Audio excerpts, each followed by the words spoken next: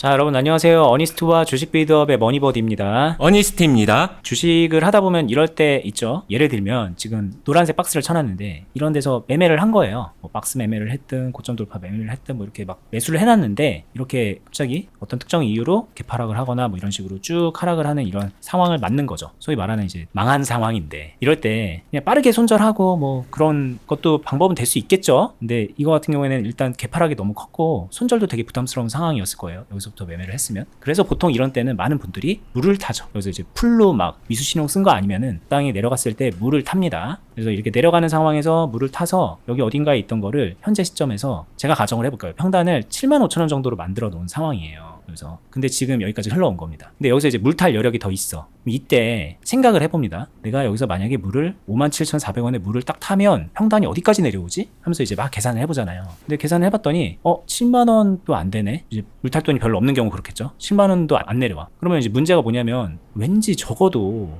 여기 개파락했던 여기 이 지점까지 7만원에서 67,500원 요 정도까지는 이 아래까지는 낮춰야 될 것 같은데 물을 타봤자 여기라고? 그럼 더 기다리자. 차라리 이럴 땐 더 떨어졌을 때 진짜 쌀 때 물 빡 타가지고 낮춰보자. 이런 생각도 하게 되고요. 뭐 이렇게 계산기를 두들겨 봤더니 한 65,000원까지 내려올 수 있네? 라고 생각하면은 조금만 올라가면은 본전이니까 한번 노려볼 수 있겠는데? 라는 생각에 물을 타거든요. 그러니까 이제 많은 분들이 이런 좀 안 좋은 상황이 됐을 때 물타기에 대한 고민을 하면서 결과적으로는 내가 평단을 얼마까지 낮출 수 있을까? 그리고 그 낮춰놓은 가격이 현재 이런 기술적인 부분에서 차트상에서 좀 의미가 있는 자리인가 아닌가 뭐 이런 것들을 이제 막 머릿속에서 짱돌을 굴리면서 결정을 하거든요.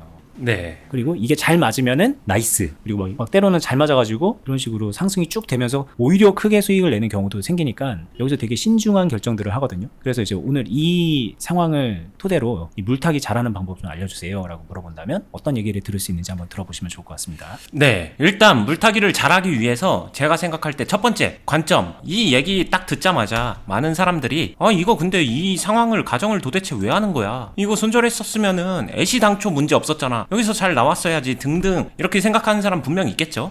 존중하고 동의합니다. 근데요, 매매를 하다 보면 진짜로 탄타치고 칼손절 이게 매매의 모든 것이다 라고 그 함정에 빠지지 않았으면 좋겠고, 매매를 잘하게 되면 잘하게 될수록 경험치가 풍부해지면요, 시장 변화에 따라서 정말 다양한 매매를 해야 돼요. 그래야 내 매매도 훨씬 유연해지고 풍성해지죠. 수익 내기 좋아진단 말입니다. 그러다 보면은 당연히 관리하는 매매도 해야 되고 물타는 매매도 해야 되고 안 할 이유가 없어요. 돈이 된다면. 그래서 저는 이거에 거부감이 없었으면 좋겠다. 물타기 잘하는 방법 1번. 물타기에 그냥 너무 막연하게 거부감 갖지 말자. 이게 그냥 첫 번째 제일 중요한 관점입니다. 네, 이건 저도 할 얘기가 좀 있는데 요즘에 특히 유튜브에서 특정 뭐 유튜버들이 그런 얘기를 합니다. 마이너스일 때는 물타기 하는 거 아니다. 한마디로 마이너스일 때는 추가 매수 하는 거 아니다. 추가 매수는 플러스일 때만 하는 거다. 마이너스일 때는 그냥 손절을 고민해야 돼. 이게 이제 되게 그럴듯하게 들리기 때문에 뭐 굳이 단타하는 분이 아니더라도 이걸 마치 뭔가 좀 되게 맞는 말처럼 생각을 하시거든요. 근데 그런 게 어디 있어요. 뭐 플러스든 마이너스든 추가 매수 할 만하면 하는 거고 아니면 아닌 거거든요. 이제 그런 관점으로 생각을 하셔야 되는 거고, 오늘 저희는 딱 그런 합리적인 선에서 얘기를 해드릴 테니까는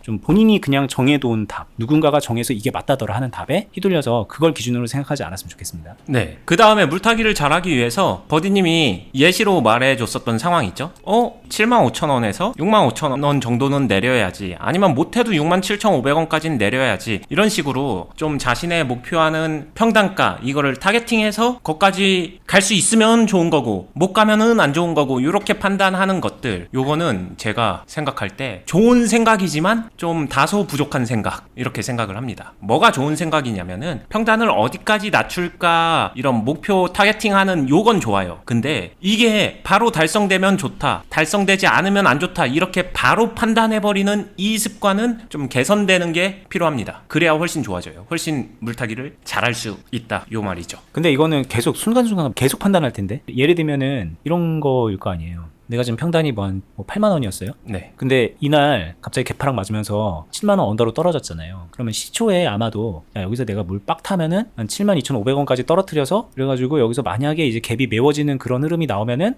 그럼 바로 뭐 탈출할 수 있겠지라고 하면서 여기서 물 타고. 네. 근데 그거 실패했어. 네. 그러면 또 떨어지면서 또 얼마까지 떨어뜨리면 또 하지 막 이러면서 계속 그거를 하는 게 물타기잖아요, 사실은. 그쵸. 정확히 말하면 타겟팅하는 습관은 괜찮은데 그 타겟팅 하는 것까진 좋은데 타겟팅 하기 위해서 하고 있는 행동이 기준이 바뀌어야겠죠. 왜냐면은 계속 얘기하고 있는 게 여기까지 타겟팅해서 이거를 한 번에 만들려고 하는 그게 문제거든요. 그러니까 매 순간 한 번에 본인의 타겟팅한 가격을 찾아가는 거거든요. 그쵸. 그게 물타기의 본질이죠. 많은 분들이 하고 있는. 네. 근데 그게 바뀌면 돼요. 타겟팅 하는 생각까지는 좋습니다. 근데 그거를 왜 한 번에 맞춰야 되는데? 이렇게 생각을 해보자고요. 누가 법으로 또는 투자 정석에서 뭐 한 번에 맞추지 않으면 의미가 없다. 누가 이렇게 강요했나요? 아닐 거예요. 대부분 그냥 빨리 맞추고 싶은 본능적인 마음에 이끌려서 나도 모르게 그렇게 하고 있는 거거든요. 그 말은 그 부분을 조금만 바꿔주면, 개선하면 물타기를 훨씬 잘할 수 있다, 이 이야기를 하는 거고요. 저는 그렇게 하고 있는데 효과가 정말로 좋습니다. 승률이 말도 안 되게 달라질 수 있다, 이런 이야기죠. 일단은 이제 물타기 잘하는 방법 1번, 가격을 타겟팅하는 것까지는 좋다. 그냥 무지성으로 물타는 분들도 사실 있으니까 네. 그거보다는 지금처럼 목표 가격을 두고 물타는 건 당연히 좋죠. 근데 그거를 목표했으니까 내가 지금 얼마 타서 바로 한 번에 간다. 그리고 또 심판받고 또 그 맞으면 맞는 거고, 기면 기니까 틀렸을 때 나중에 또 다시 목표가 조정해서 또 물탄다. 뭐 이런 식으로 계속 하는 건데 네. 그 습관 버리라는 거죠. 네. 그러면 어떻게 할까요? 이 한 번에 물 타서 만들려고 했었던 요거를 나누는 거예요. 한 번이 아니라 10번에 하면 어때? 20번에 하면 어때? 아니면은 좀 심하게 말하면 50번에 하면 어때? 요렇게 생각을 바꿔보는 거예요. 만약에 여기서 500만원 들어가 있었는데 8만원에서 500만원 들어가 있었습니다. 근데 개파락했죠. 이때 72,500원 만들려면 여기서 최소한 500만원 또는 그 이상 700만원, 800만원 이렇게 해야 내 목표 타겟한 가격으로 떨어질 거잖아요. 그러면 이게 한 번은 괜찮아요. 근데 자금이 무한대인 사람은 이렇게 그냥 계속해도 됩니다. 나는 자금도 무한대고 자금이 아무리 커져도 나는 심리적으로 부담 안 느껴, 이러면 상관없는데 현실적으로 그런 사람 거의 없잖아요. 그러니까 이 방법이 현실적이지 않은 거고, 유한한 자금 안에서 현실적으로 효과나 효율을 내기 위해선 나눠줘야 돼요. 이걸 한 번에 하는 게 아니라 목표가 달라져야 됩니다. 단순히 72,500원 만드는 게 제 1순위 목표가 아니라 이 목표는 차순위 목표고요. 지금 나의 목표는 이런 거예요. 내 평단이 8만원이었어. 지금 현재 주가가 이 상황이네. 근데 여기서 당연히 누구나 알고 있죠?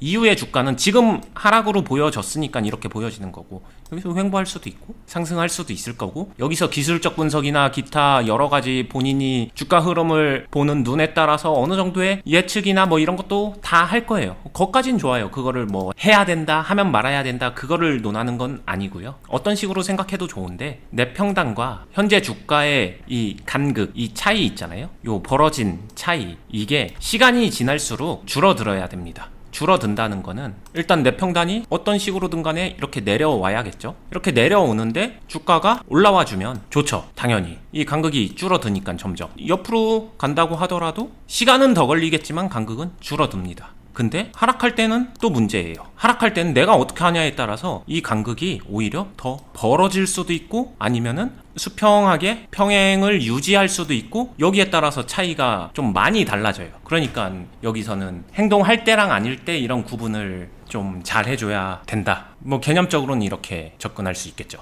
행동할 때랑 아닐 때를 잘 구분한다는 게 네. 예를 들면 이런 거일 것 같거든요. 지금 이 상황을 놓고 보면 여기서 물렸어요. 8만 원에서. 네. 그렇게 가정을 계속 하고 있으니까 8만 원에서 물렸는데 이런 흐름이 딱 왔어요. 그럼 여기는 행동할 때가 아닐 거예요. 지금 우리는 결과를 알고 있으니까. 예를 들면 여기서 물탔으면은 차라리 더 많이 내려갈 수 있는 거잖아요. 좀 급격하게 경사를 이렇게 내릴 수가 있는 거잖아요. 네. 근데 여기서 이제 빨리 물타기를 한 사람들은 여기서는 빨리 내릴 수 있지만 나중에는 이렇게 될 테니까, 기울기가 점점 이렇게 될 테니까 네. 여기서 잘못한 거잖아요. 이 앞단에서. 그 말인즉 결국은 저점을 잘 맞춘다, 이런 식으로 또 생각이 흘러가기도 마련이거든요. 저는 이때 생각의 방향이 비중으로 바뀌는 게 되게 중요하다라고 생각을 하고, 이 비중으로 바뀌어서 해보면은 이런 느낌일 것 같아요. 한번 가정을 해볼게요. 나는 여기서 8만원에 처음 시작을 했다. 근데 뭐 저희 영상 그래도 좀 봤다 하신 분들 8만원에 뭐 몰빵 이거는 너무 말도 안 되잖아요. 그런 거 아니고 8만원에 일부 매매했고, 요 밑에 갈 때 조금 매수했고, 여기까지는 뭐 물타기인 듯 아니면 그냥 분할 매수인 듯 이렇게 해서 뭐 대략적으로 내 평단을 한 76,000원 정도까지는 만들어 놨다. 근데 비중이 이렇게 나는 분할 매수 한 거니까 한 60% 정도 이렇게 있었다. 근데 여기까지는 그렇게 분할 매수로 했는데 이후의 흐름이 이제 떨어진 거죠. 원치 않는 흐름으로 간 거예요. 그럼 나는 이제 물을 타면서 내 평단과 현재 주가 여기에 있는 상황에서 이제 이 간극을 좁혀야 되는데, 어떤 식으로 간극을 좁히는 게 현명한 걸까 하면은 당연히 제일 먼저 이걸 한 방에 줄인다라고 생각하면 아 그래 여기 저점이니까 이 저점에 사가지고 나머지 40%탕 사고 나면은 내가 그래도 이거 7만원 밑에까지는 만들 수 있는데 그러면은 좀 괜찮은 거 아닌가? 막 이렇게도 생각할 수 있을 거예요. 근데 문제는 여기까지 만들어 놨었을 때 비중 100%예요. 근데 그러면 이걸 생각해 봐야죠. 이 주식이 이 주가 흐름이 여기까지 그냥 알아서 올라와 주는 거를 기대해 본다면 그 가능성이 얼마나 클까라고 생각을 해보는 거예요. 합리적으로. 근데 저는 그렇게 커 보이진 않거든요. 갑자기 생뚱맞게 그것도 내가 물타기 100% 매수를 해준 시점에 약속이라도 한 듯이 딱 올라가 준다? 이거 너무 좀 무모하지 않나요? 그래서 이럴 때는 이건 저점 맞추기가 저한테는 약간 그런 의미거든요. 저점을 맞추고 나면은 맞추지 못하고 이후에 횡보하거나 밑으로 떨어지게 되면은 뒤가 없기 때문에 의미가 없어요. 그러니까 이거 현실적이지 않고 이런 식으로 40% 비중을 사용하는 거는 기본적으로 이건 외워될 것 같아요. 이렇게 해서 좋은 결과 나오는 경우 드물다. 이게 좋은 결과가 나올 거라고 생각하는 거는 그냥 나의 욕심이냐 희망 회로에 가깝다. 뭐 일단은 이렇게 생각해도 될 것 같습니다. 근데 여기 심지어 저점에서 남은 물량 다 때려 부었는데도 가능성이 없다면 네. 그렇다면 저점이 아닌 곳에서 매수를 하거나 혹은 40%가 아닌 뭐 30%, 20%, 10% 이런 식으로 작은 물량을 물타면 이 내려오는 폭이 더 적잖아요. 그쵸. 그러면 심지어 이렇게 최선인 것처럼 해도 별로라는데 방법이 없는 거 아닌가라는 생각이 드는 거죠. 네, 그러면서 전이 상실을 하기도 하고 아니면은 여기서 이제 소득 수준이나 자산이 좀 있으신 분들 아니면 금전적 여유가 있으신 분들은 그래서 여기서 그래 돈 좀 길러올까 추가 현금을 가지고 올까 이런 생각들을 하고 이거를 덧대서 저한테 물어보는 경우도 되게 많아요. 그죠. 그리고 뭐 예를 들면 어떤 특정 수익 중인 종목이 있고 그걸 더 들고 있고 싶었는데 그냥 그거 좀 아쉽지만 팔고 여기다가 물 타야지 이런 식으로 해서 한 종목으로 몰빵이 되는 경우도 있고. 그쵸. 그런 수순도 많죠. 그래서 만약에 여기 평단을 6만 원까지 낮출 수 있으면 되게 그럴듯해 보이긴 하거든요. 네. 그러니까 이제 그런 도박을 하는 건데 네. 이것도 물론 이제 떨어지면 답이 없는 거는 매한가지고 더 안 좋죠. 이건 사실 떨어지면. 그러니까 하지 말라는 건데 그럼 이제 궁금하다 이거죠. 뭐 어떻게 해야 합니까? 네. 이 모든 생각이 보시면은 각자의 정도의 차이는 있겠지만 한 번에 얼마를 만들겠다라는 이 퀀텀 점프 같은 이 의식의 흐름이 있지 않나요? 근데 제가 말하는 거는 이런 점프가 아니라 점프해서 물 타서 평단을 얼마 만든다가 아니라 요 기울기를 살짝만 바꿔주는 거예요. 살짝만 바꿔준다. 이 기울기가 아무것도 안 하면은 여기 76,000원에 60%에서 그대로 있겠지만 여기서 나는 그게 40% 남아 있으니까 이 중에 5%를 사용해 좋고 10%를 사용해 좋고 이거를 사용하는 겁니다. 매수를 하면은 평단은 미세하지만 조금씩 떨어지겠죠. 그러면은 이 기울기가 이런 식으로 바뀔 거예요. 약간이나마. 그쵸? 한 번에 이렇게 점프는 못해요. 근데 기울기가 바뀝니다. 대신에 나는 돈이 40% 중에서 일부만 쓴 거예요. 그리고 이 일부 쓴 거를 이거를 가지고 여기서는 주가 흐름이 있을 거잖아요. 이걸 가지고 다시 이 안에서 매수했으니까 평단은 떨어지겠죠. 그거를 다시 매도도 해주는 거죠. 자, 매도는 언제 해주냐? 이렇게 주가 올라갈 때 당연히 매도해 줄 수 있죠. 난 여기서 샀는데 여기서 팔면은 행동만으로 놓고 보게 되면은 평단 이런 거 전체 매매 생각하지 말고 이 행위만 생각해 보세요. 여기서 샀는데 여기서 팔았다 라고 하게 되면은 좋은 거잖아요. 이거 그냥 새롭게 매매했다라고 가정해서 생각해 보면 반대로 여기서도 박스 매매에서도 그런 타이밍은 나오겠죠. 순간적인 파동이나 그럴 때 나올 수 있을 거예요. 뭐 그렇게 조절을 해주는 거고 그럼 더 떨어지면은 어떡하지? 요 부분만 타이트하게 잡아주면 되는데 떨어질 때 내가 평단 내린 정도로 떨어져 주면은 최소한 수평이니까 더 나빠질 건 없으니까 괜찮아요. 근데 내가 이 기울기를 낮춘 것보다 더 급격하게 떨어진다면은 그러면은 이제 점점 간극이 벌어지는 거니까 이게 안 좋은 거겠죠. 그러면은 이때 중요하게 생각하는 거는 내 보유 비중 60%였는데 이게 5% 10% 매수하면 65 70으로 간단 말이에요. 늘어난다는 거죠. 물타기를 하면서. 근데 간극은 더 벌어진다라고 하게 되면 비중이 돌아와 주면 돼요. 그렇게 되면은 말하는 흔히 여러분들 하락장에서 공매도 막 되게 욕하고 아니면 뭐 하고 이렇게 하는데 마찬가지예요. 먼저 매도하고 밑에서 매수한다의 전략이 여기서도 충분히 성립할 수 있거든요. 그러면서 간극과 기울기를 맞춰주는 거죠. 그러니까 더 떨어지는 경우에 물을 타서 비중을 높여가지고 물린 퍼센테이지를 낮추려고 하지 말고 왜냐면 이미 비중이 좀 부담스러우니까 그럴 때는 퍼센테이지 그냥 늘어나는 거 좀 보라는 거죠. 그냥 일단은 그쵸. 그거 인정하라는 거죠. 근데 대신 여기 마이너스 이렇게 특정 시점이 넘어가는 시점에서 미리 셀을 하면 비중이 줄잖아요. 60%에서 50%로 준다던가 비중이 줄고 그대로 마이너스가 늘어나기 때문에 나중에 그거를 이제 회복할 수 있는 그런 여력이 있는 거죠.